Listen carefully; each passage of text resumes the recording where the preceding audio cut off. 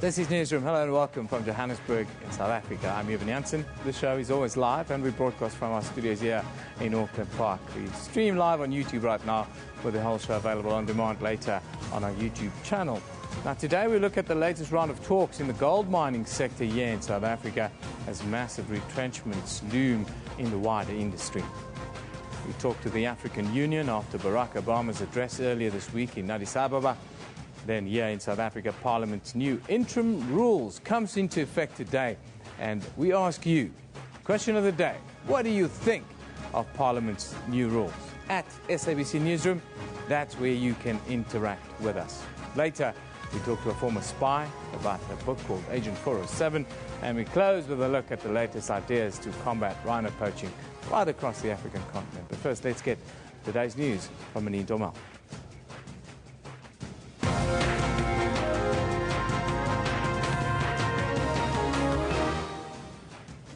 Good morning, I'm Anine Dormel. Let's take a look at the stories making headlines today.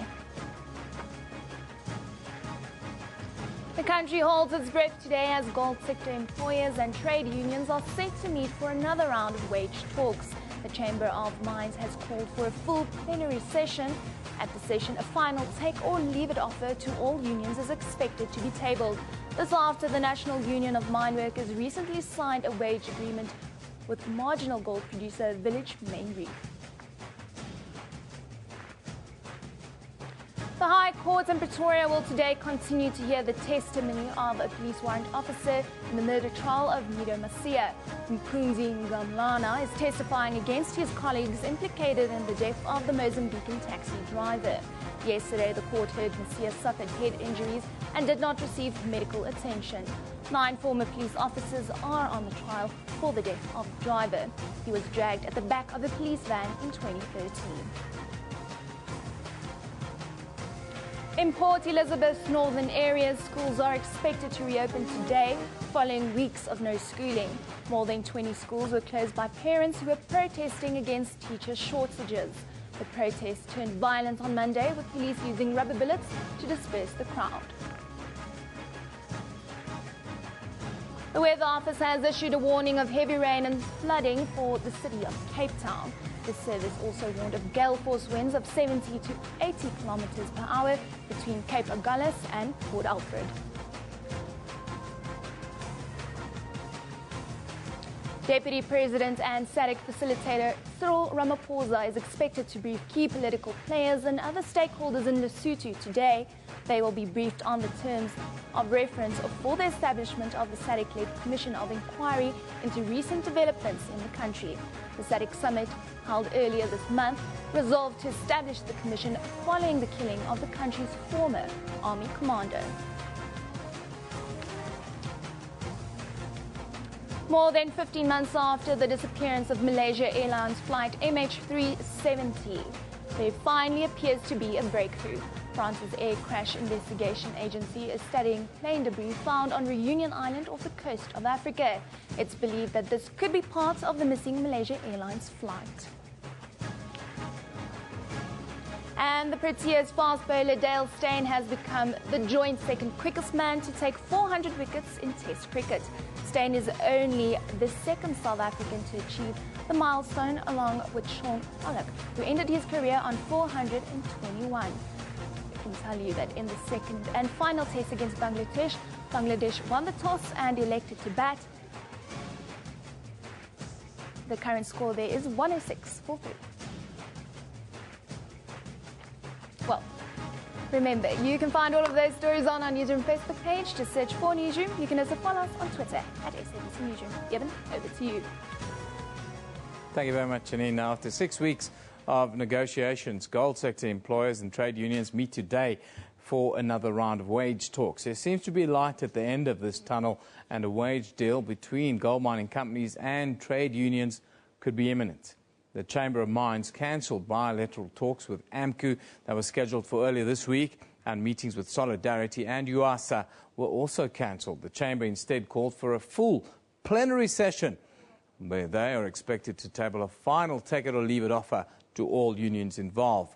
This is the background as the ruling African National Congress here in South Africa started to lobby mining companies to review their plans to retrench thousands of workers. Major mining companies, including Lonmin, Anglo Platinum, and Kumba Iron Ore, last week announced plans to lay off a total of approximately 14,000 workers due to low commodity prices, amongst others. Labour economist Terry Bell, well, he joins us from Cape Town via Skype, I must tell you, to talk about the tough times that the industry is facing. Good morning, Terry. Thanks for joining us. Good morning, Evan.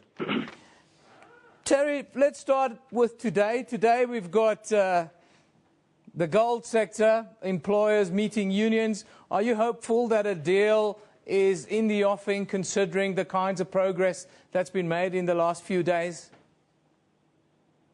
Well, one would certainly hope so, because what we're facing at the moment is a very severe crisis. And the crisis actually, I mean, part of this negotiation also hanging over it like a sword of Damocles is the retrenchments. These are just the beginning, I fear. 14,000, a lot of them in gold, some in platinum with Lonmin, and also in the iron ore sector, may well strike coal as well because of commodity prices. You know, this is really a classic example, yet again, of the sheer anarchy of the marketplace. Talk us through the sheer anarchy of the marketplace, and then also talk to us about the ANC's plea to not lay off workers. What do you make of that, and is it possible? Well, in the first place, what do I make of it very simply is that it's politics. I mean, we're facing a local government election next year. We have a government that is already concerned about waning popularity. So, yes, more retrenchments are going to rebound politically on the government. So, obviously, they're going to ask for everything possible to be done. However, within our present system, we have a regulated capitalist system. Government really should now step in a bit more and talk with the companies, which is what they're doing, to stop, for example, there's one step that they're thinking of taking, of saying no mine should be put on care and maintenance. This means that the present companies still hold them and keep them in reserve for later. You're going to find also a lot, I think, of accusations of lack of productivity, etc., whereas, in fact, the facts are completely the opposite. In 1994-5, you had roughly 1.4 million miners working in the mining sector. Productivity has gone up by about 3 times what it was then, and now we only have 500,000 or so workers in the mine sector. So productivity has soared. Mining companies have made a lot of money, but in the present environment, the present commodity prices have dropped. And in gold, they've done this in the past. You want us to look at it historically. There should have been provision made by government through regulation. There was not. So now I think they have to look at urgent means. For example, if Anglo-American, Lonmin, whoever, wish to close a shaft temporarily, say put it on care and maintenance, no. If there is some junior miner prepared to come in and work that shaft, perhaps that's the way to go. The other alternative, of course, to regulated private capitalism is state capitalism, nationalization. That's not on the cards, but even if it was, I don't think it would work. And there isn't at the moment any other alternative. For example, collective control by the workers themselves. That's not on the cards either. So what we're going to have now in these talks, not just the talks between the plenary talks between the employers and the unions, government has also got to be involved, because we're facing a severe crisis given our unemployment situation already. Up to 90% increases in wages are what union bosses are telling their members they can get. Is this a stumbling block that we can overcome? I don't see it as much of a stumbling block. You see, the point is that if you're talking about the large increase is usually, we're talking about the lower level of mine workers. We're talking about mine workers who work in this incredibly difficult, dangerous job at 4,000 or 5,000 rand a month. Well, they actually do deserve much more. Unfortunately, and this is the history of South African mining, labor has been cheap, and therefore we've relied on cheap mining, going ahead and organizing in a way that workers could be used rather than machinery. Gradually, it's moving the other way.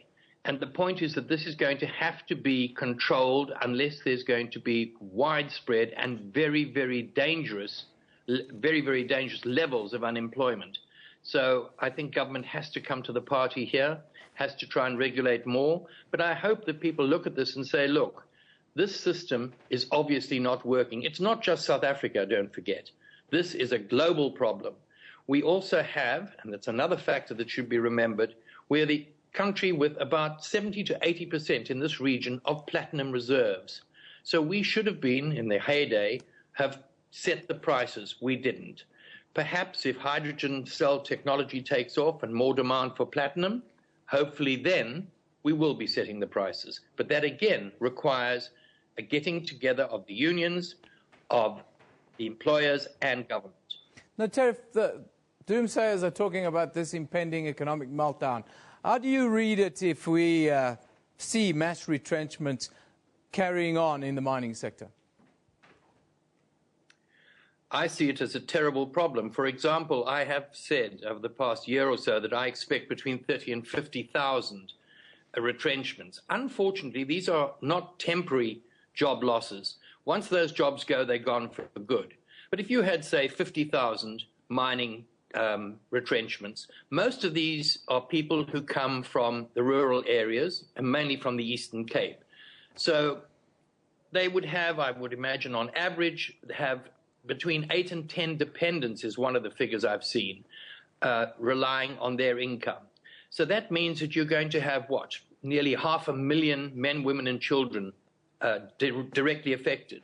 And of course, without money, there'll be a knock-on effect to the entire regional and national economy. They won't be able to buy goods and services. We already have a situation where the unemployment rate is quite honestly dangerously high. So something has to be done, and it has to be done very quickly, or else we're in much deeper trouble. Terry, thank you very much for joining us today. That's Labour economist Terry Bell joining us via Skype from Cape Town to talk about, well, the impending crisis, some call it, within the mining sector. Of course, gold mining companies are meeting today with organised labour to try and come up with a deal to settle the nerves in the industry, really. On Tuesday, a little bit early this week, we asked you, the viewer, why so many protests in South Africa turned violent. And, well, this is what some of you had to say. Let's just remind you, at SABC Newsroom is where you can interact with us. Honourable Nki Manamela, his question said, SABC Newsroom, people must learn to protest peacefully. How do we get that across? Emma says, SABC Newsroom, I know I'm late, but South Africa government's response to violence only. Until schools are burned, nothing is done, says Emma Sash. Amanuk says, SABC Newsroom, lack of organised communication structures through which people can proactively engage government is part of the reason for reactive violent strikes. That's one from Amanuk. And then Tatenda Ziambi says, SABC Newsroom, make both sides accountable. Miners and the mine workers should find some middle ground. Of course, this is not to do with that question, but this is more to do with negotiations and the stumbling blocks that we have in the mining sector. Keep it coming. We love to interact with you. We love to hear your views. Ultimately, that is what the show is about. Now, the pick of the day, it comes from Paul Bloom and his caption, hashtag Cecil the Lion. Protesters take their outrage to nearby Old Shakopee Road. The message remains the same. Extradite Dr. Palmer. That, of course, is the American dentist who since has apologized to his patients in Minnesota, at his practice in Minnesota, for shooting this lion here in southern Africa. Let's start. Take a look at up. Is it a pick of the day? This one comes from Leandri J. van Veeren saying, it's a tweet of the day. No? The greatness of a nation can be judged by the way its animals are treated. And that one from Mahatma Gandhi, rest in peace, Cecil the Lion. Well, if that's the case, then you should ask the Americans that come and shoot lions and other big cats here, what's the point, really? Let's take a look now at the front pages from around the world as we move on. In New York, the Wall Street Journal reports that French investigators are trying to determine the provenance of a piece of airplane Debris, said by aviation experts to be consistent with the design of the Malaysia Airlines jet that went missing more than a year ago that washed ashore on an island near Madagascar. Then in Washington, the Post there reports Muhammad Omar, the cloaked one-eyed extremist who led the Taliban, died more than 2 years ago, the Afghan government said yesterday, confirming rumors of his demise that had intensified in recent months. And finally in Europe, the Times reports that clamour was growing last night for a ban on big game hunters bringing lion heads and skins into Europe after the killing of Africa's most famous beast. Yes, we share that view. Let's now take a look at what's happening here in our country, in South Africa. In Johannesburg, where the trial of 9 policemen who are accused of killing Mozambican Mido Masia is expected to resume once again in the North Gauteng High Court. 2 years ago, footage emerged of Masia being dragged behind a police van. He later died in holding cells. We stay in Johannesburg. 5 men are also expected to appear in the Witbank Regional Court in connection with the shooting of ANC MP Jackson Mtambu in October of last year. The men face charges of attempted murder and armed robbery. Time for us to take a break now. You're watching Newsroom here on SABC News.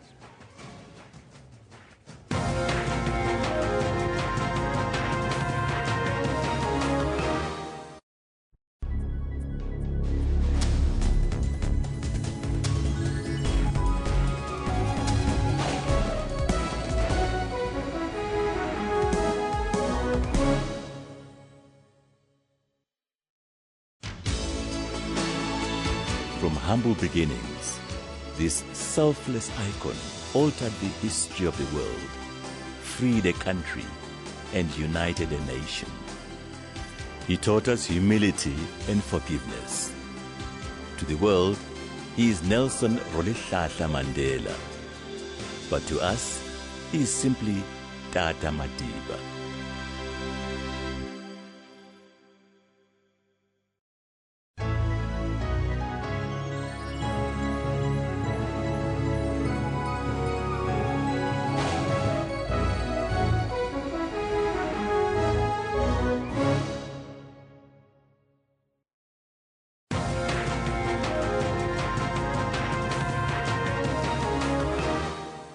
Welcome back. You're still in Newsroom. Now, during his 2-day state visit to Africa, President Barack Obama had a blunt message on democracy, corruption and security for the continent. To tell us how the AU has responded to the visit of the first sitting U.S. head of state to Ethiopia and Kenya, and what the reaction has been to his AU address, we're joined via Skype from Addis Ababa in Ethiopia by the African Union Commission spokesperson, Jacob Eno Eben. Very good morning to you. Thank you for once again for joining us. Good morning and a great pleasure joining you. Now, Barack Obama said Africa should stop looking to the outside for salvation and focus on someone else being at fault for the problems of the continent. Pretty much saying the future of Africa is up to Africans. At the African Union, how do you view that statement? Well, thank you very much for having me once again. It was a great pleasure for the African Union Commission Chairperson, Her Excellency Dr. Nkosazana Dlamini Zuma, to have hosted His Excellency President Barack Obama. And we were all pleased to have him here, being the first U.S. president to have been able to come to our headquarters here in Addis Ababa and to speak to the rest of the continent from here. So it was a really historic moment, great opportunity, and his speech very just rightly resonated with issues that the African Union Commission has been dealing with in the past couple of years and sort of the projections that we are having within the framework of Development Agenda 2063. He closed his visit with a rather blunt account of the risks facing the continent. Some of them security, the other one he pointed out are leaders being in office for too long. Your views at the AU? The issues that President Barack Obama raised are definitely issues that we have all been dealing with, we are aware of. The challenges that he He pointed out there are challenges that the continent is aware of, the level of the African Union, and the Union is facing those challenges. But equally, he raised some of the issues, development opportunities. Africa, having 10 of the fastest growing economies in the world. He cited cases like Ethiopia, where he also paid an official visit, and Kenya, where he came from. So there are enormous development opportunities that we have in the continent.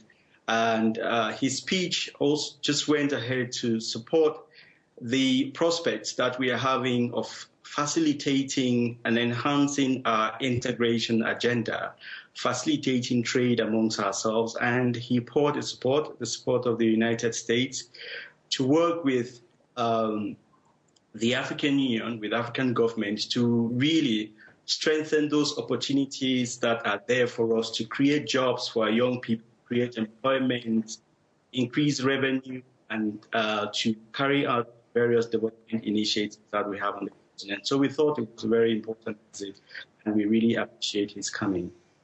You mentioned young people there, which was one of the areas that he pointed out when he spoke about security. He says that if we don't address the issues facing young people on the continent, they'll be increasingly drawn to terrorism. At the AU, are you looking at cooperation in this scenario? Are you looking at a kind of strategy to come to terms with young people's issues?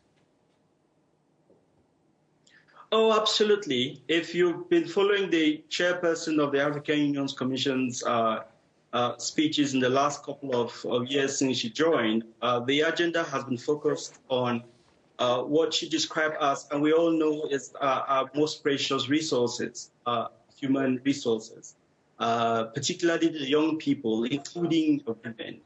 The chairperson has been talking about carrying out sort of skills revolution. And she says, if we are able to skill the young people, we're able to send them to school, if they would either create jobs or they'll be able to use the skills to have jobs. So that's a very big task that we have at the level of the African Union, to just provide those opportunities. And at the same time, she's talking about the industrialization of the continent, because we cannot talk of job creation if we don't create the conditions that are necessary for industrialization, for us to transform our natural resources that we all know we are endowed with as a continent. Talk of Africa being a rich continent, but its people being poor. It's our responsibility, and that's where the focus of Agenda 2063 lies, that we have to industrialize massively. We have to train our young people, including the women, massively in various areas, specifically around science, technology, engineering, mathematics, and the like. These are the areas that we really need to focus on, countries that have taken the lead and are reducing unemployment, so that rather than not having the youth as a potential risk, we convert it into a huge demographic dividend. And so the African Union is working together with regional economic community, the various member states and other partners, to be able to really take advantage of demographic, the opportunities that are provided by the numbers of young people on the continent. Jacob, this will be Barack Obama's last visit to the continent as the president of the U.S. At the African Union, how do you view his legacy on the continent? We would want to say that since the President of the United States, since Barack Obama became president, we have experienced an increase, a strengthened relationship between the African Union, Africa, and the United States. The African Union has an MOU with the government of the United States. He has hosted heads of states, as you would recall, in August 2014, where the focus was on just creating opportunities to strengthen that relationship, but also to create business opportunities where we move from aid to trade, and encouraging American businesses to invest on the continent in the various areas of transport, energy, infrastructure, telecommunications, and the like. And so his tenure has really provided us with an opportunity to strengthen the relationship between the United States and Africa, and we are really building on those areas that we have identified in our Agenda 2063, and where the United States is also ready to collaborate and cooperate with the African countries and the African Union. Jacob, thank you very much for joining us live via Skype from Addis Ababa in Ethiopia. That's the spokesperson of the AU, Jacob Eno Eben, talking about Barack Obama's legacy on the continent. Of course, it was his last visit, and that was the big story pretty much this week and last week, on the African continent. The big story today here in South Africa, Parliament's Rules Committee has adopted interim rules on how to deal with disruptions in the National Assembly.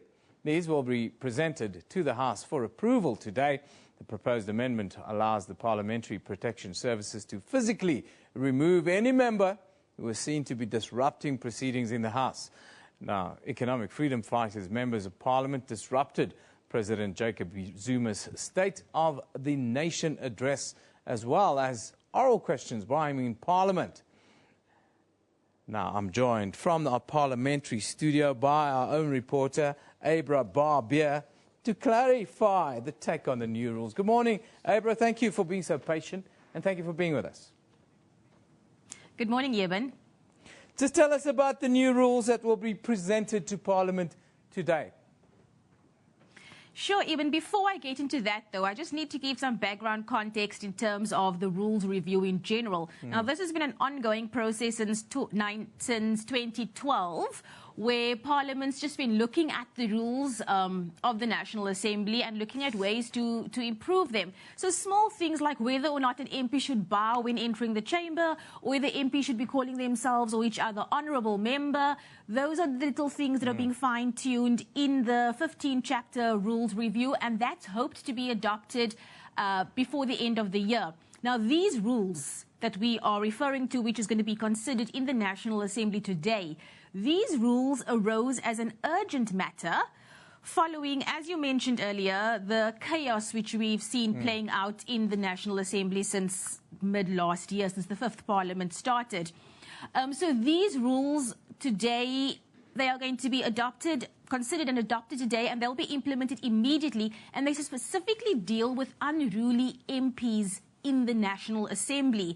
So we're looking at how the Speaker or the Chair can deal with an unruly MP, anybody who disrespects the authority of the Chair at the moment when an instruction is given.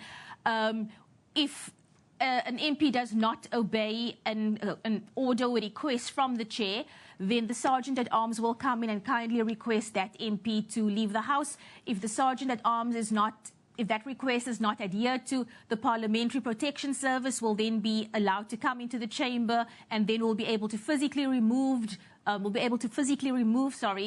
MP. And if necessary force is, if force is necessary, then the Parliamentary Protection Services will be allowed to use necessary force at that time to remove an MP who is struggling to leave the chamber. Something else which is going to happen, one of the new rules, is that no other MP is allowed to interfere with the removal of the unruly MP. Anybody else who interferes will also then be asked to leave the House. So we're just basically looking at the beefing of the authority of the Speaker, and as well as exactly the role that the Parliamentary Protection Service will play in the House. All the parties are agreeing with the new rules, except the EFF. What is their position? And then also, there is a threat of court action on their part. What are they saying?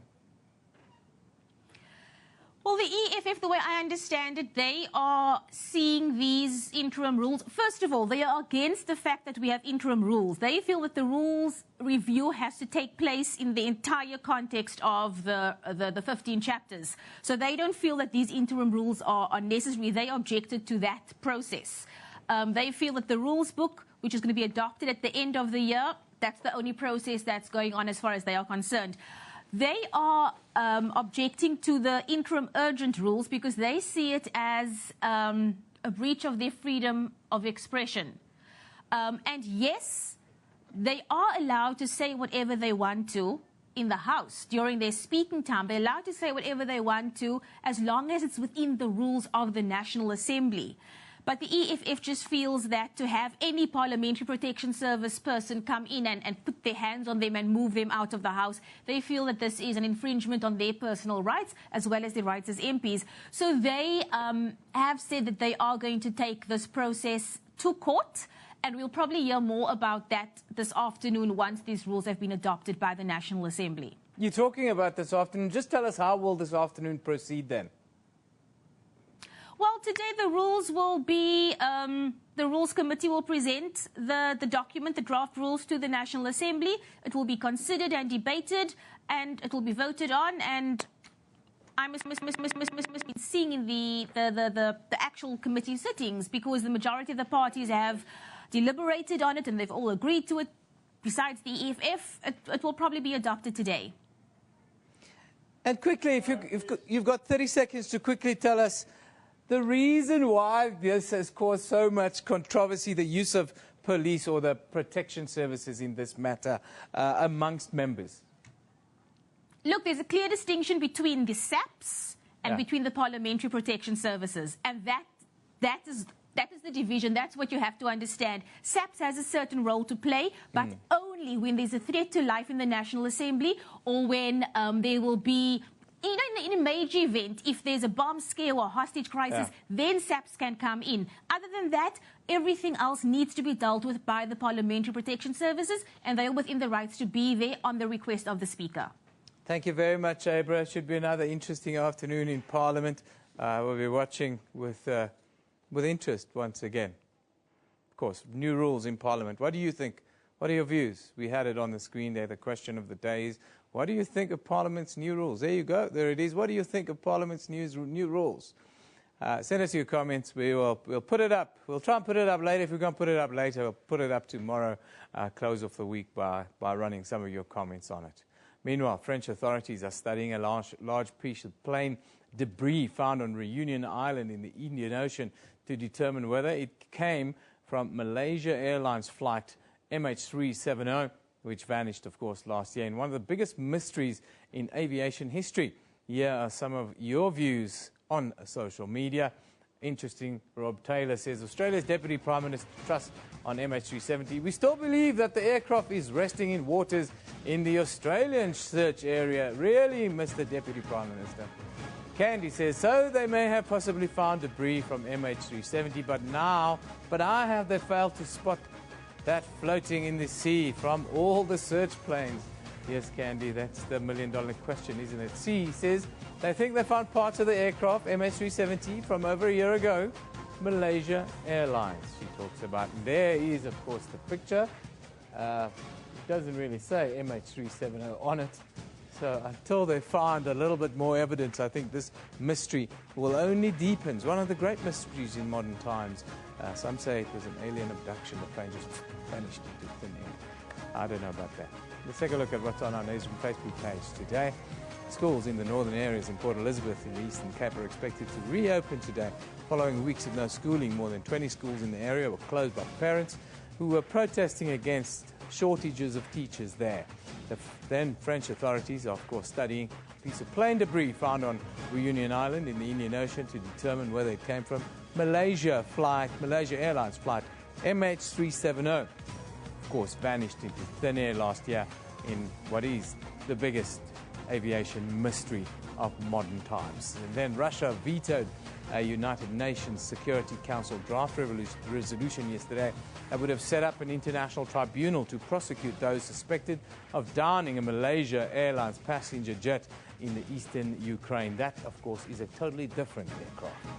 For more news updates or more on both those aircrafts, you can just, in the Facebook search bar in the top left corner there, SABC Newsroom. Our page pops up. Like it, and then we'll come up in your feed, and you'll see what's happening in the world all the time. Time for us to take another break. This is Newsroom on SABC News.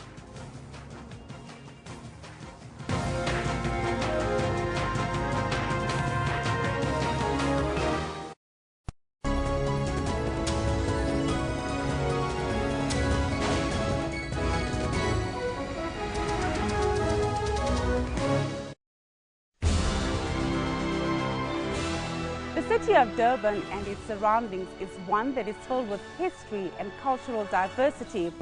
Durban is a natural paradise known for its gorgeous coastline of sun-kissed beaches and subtropical climate.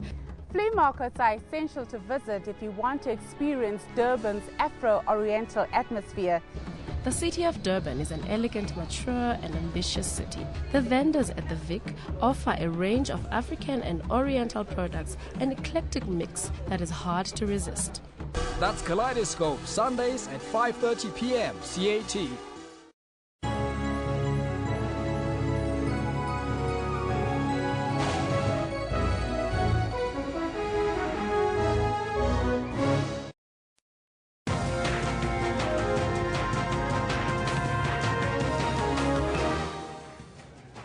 Welcome back. You're watching Newsroom on SABC News. Let's take a look at the stories making headlines today.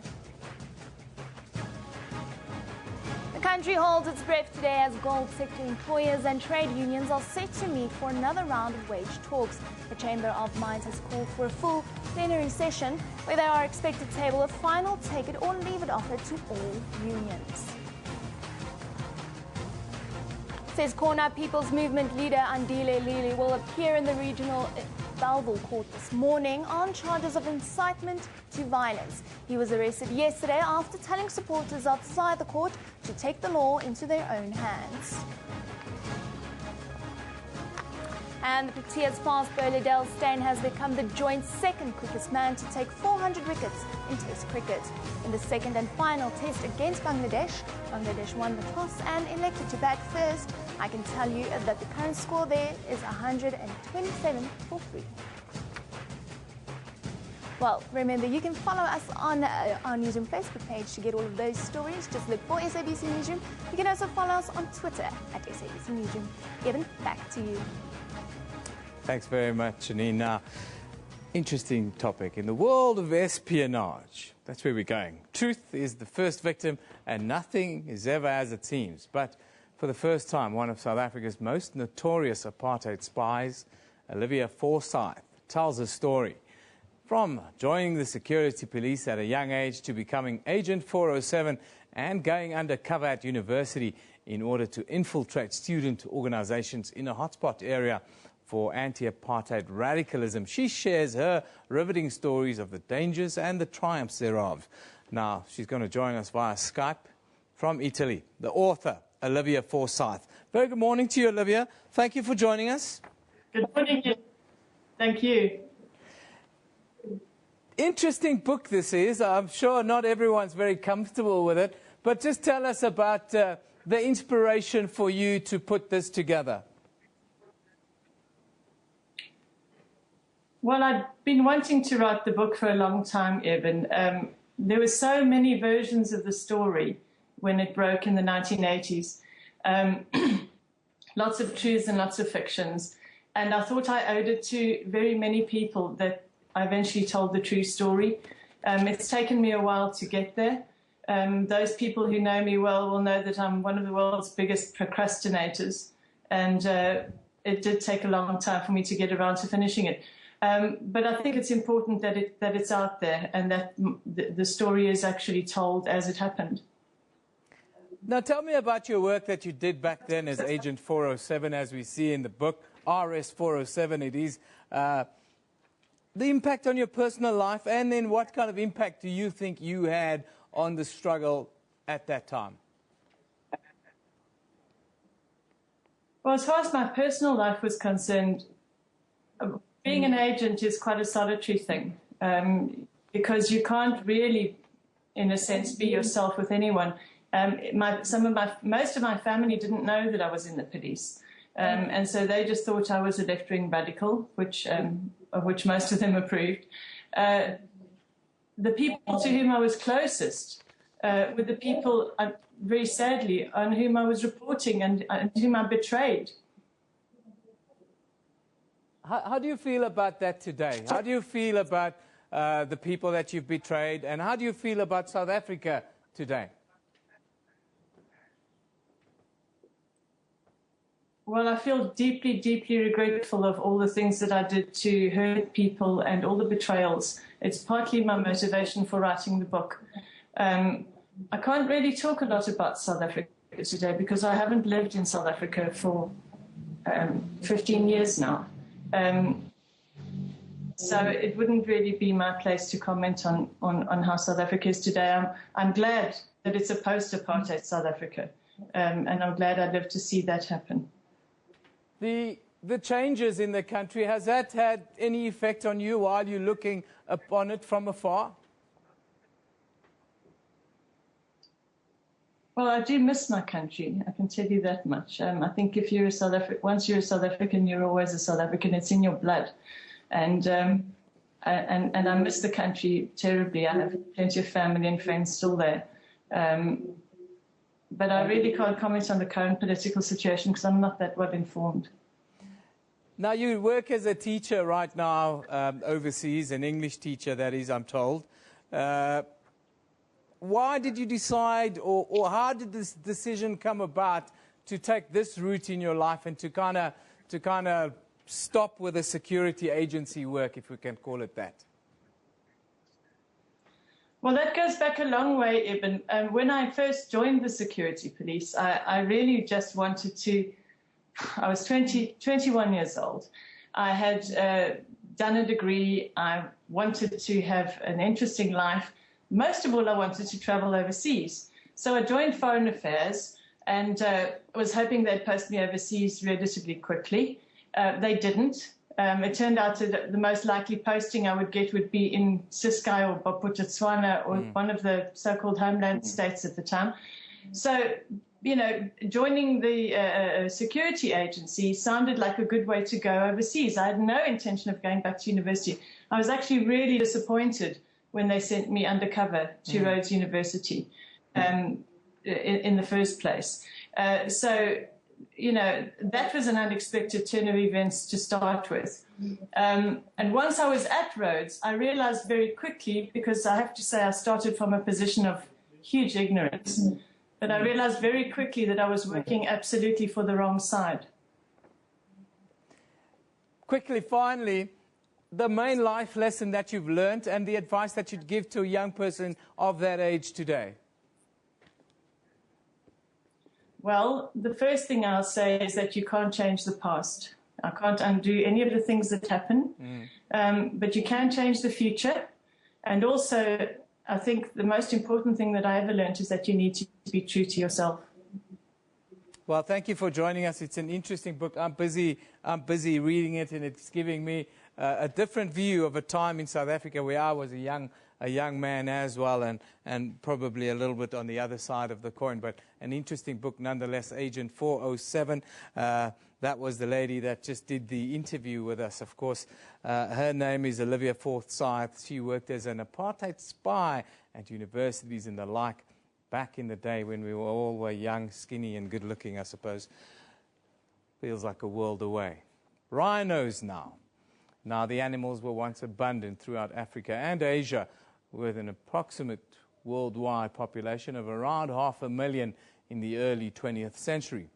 But despite intensive conservation efforts, poaching of this iconic species is dramatically increasing, pushing the remaining rhinos closer to extinction.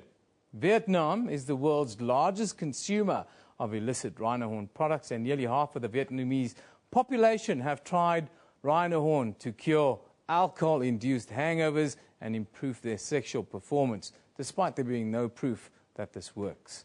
But earlier this month, a youth group from Vietnam visited South Africa after winning the Wild Rhino competition presented by the Wilderness Foundation in partnership with Investec, Rhino Lifeline and Peace Parks Foundation. And joining us today is Investec Strategy and Sustainability Representative Tanya Dos Santos. A very good morning to you, Tanya. Thanks for joining us. Morning, Evan.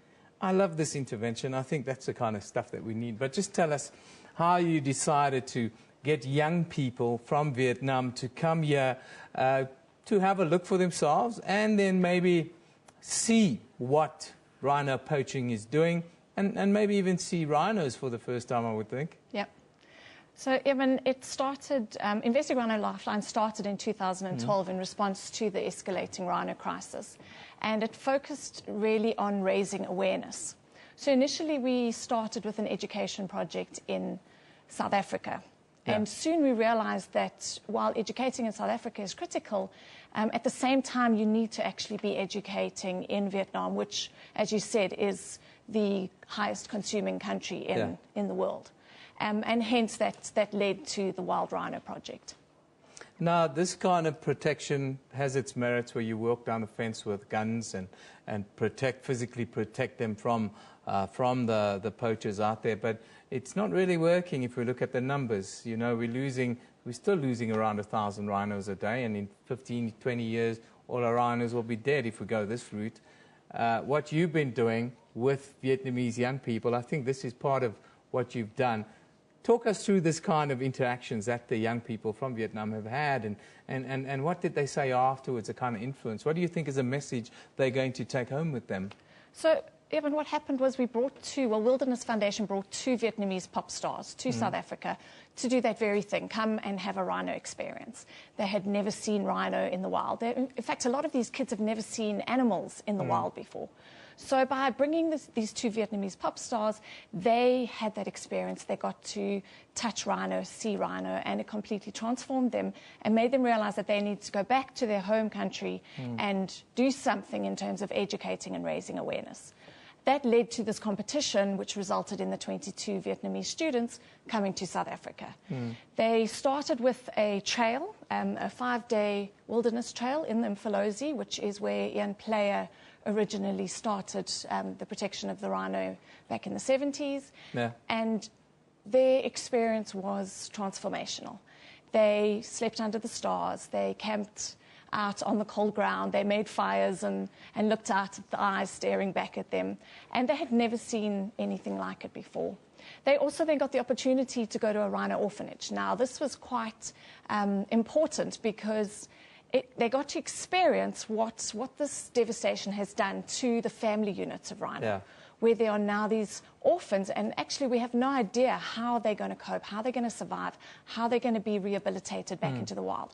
And for the Vietnamese culture, family is quite a critical element for them. So seeing that family unit being broken up really, really touched them. Yeah, you've got to go straight for the heart, I suppose. Absolutely. Now, joining forces with international organizations offers the bigger opportunity to curb poaching. I'm sure this is something that you're looking at strengthening. In Vietnam specifically, you know, people who buy these products, they not only buy it as potions and stuff, they simply buy it because it's the most expensive thing you can buy, and it ups your status, I think, in their communities. How do you curb that, or how do you change that thinking? So, Evan, what we realized from the research in Vietnam is that one of the main reasons is that rhino horn is used as a status symbol. So many of them are given it as a gift because it is something that shows that you've achieved in life, that you've been successful. Yeah. So a full rhino horn is a status symbol. The next most used product from rhino horn is that it cures cancer. So now you're not only reaching the elite, but now the mass population are starting to want it as well, because, you know, if you know someone with cancer, you'll pretty much do anything to try and help them out. Yeah. So cancer curing product was another. As you mentioned earlier, hangover cure. They believe that the powder ground from a rhino horn. Quite an expensive hangover cure, if you ask me. I'd rather take a couple of aspirin and drink lots of water. That's right. And the other use that people don't know is as a teething product, that mothers give it to their babies. We should export biltong to them. Biltong works much better. I wanted to ask you quickly in conclusion, because there was another uproar this week, you know, around Cecil the lion. Yes. How do you view that kind of trophy hunting? And in the 21st century, is there still a place for that?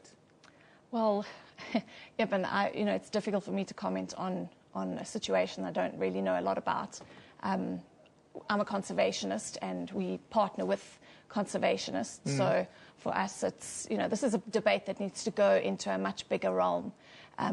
The good thing about it is that it takes it into the international arena, and it raises that flag at a much higher level, and those questions will be asked. So, you know, I think it's good that they start getting dealt with in a different space. Yeah, absolutely. I think it's the most beautiful animal. Why would you want to put a head on your pedestal at your home when you can come to South Africa, pay the money, and come and watch them in the wild? Thank you for joining us. That's what we're all about, protecting our national heritage. Yep, we need more of that around the African continent. All of our animals are under threat right now, are in peril. The numbers don't lie. Thank you for joining us. Tanya De Santos, talking firstly about rhino poaching and the new strategies being put in place to try and bring down the numbers, because the numbers have been going up for the last 10 years. Thanks, Evan. Thank you. Now, of course, we talked about that. Professional Zimbabwean hunter has been granted bail now on charges of failing to prevent an illegal hunt after he organized an expedition in which an American dentist killed a lion popular with tourists. A dentist came here to do the act, I tell you. This is what some of you said on social media. Andrea says, change in law is needed now. Enough murders. We need to speak for those who can't. Change is good. Get with it, she says. Hello Philip says, thoroughly disgusted by the murder of Cecil and trophy hunting. It's sickening. How can people do this? I wonder how you can take a picture with your foot on the head of a dead animal and think that's great. Some people just need ideas on how to just simply be better humans. There is no need for this. Hashtag Cecil the lion. Pratiksa Singh says, my argument, action should be taken against everyone involved, not just the dentist. Strict action. Well, the dentist, I tell you, has since gone on and apologized to his patients for killing the lion. I'm sure he's still going to put the head in his home somewhere. Carolyn says, my heart simply aches for Cecil the lion. That's the view of many, many people, not just in South Africa, all over the African continent and in America, all around the world. That's where we leave you today. Think about it. Newsroom is broadcast live from our studios in Auckland Park, Johannesburg, every weekday morning between 9 and 10 a.m. Don't forget, we also stream live on YouTube at that time with the show available on demand on our YouTube channel. This is, of course, SABC News. You watching Newsroom. We love it in the morning.